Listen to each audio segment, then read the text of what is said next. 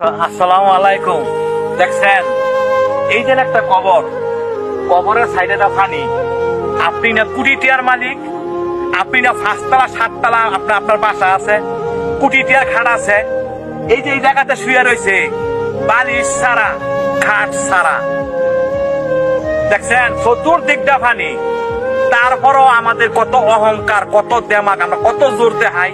আরে ভাই, যারা না বুঝেন হ্যাঁ করে আর বুঝানোর মতো না। একবার চিন্তা করছেন, দেখছেন অবস্থা।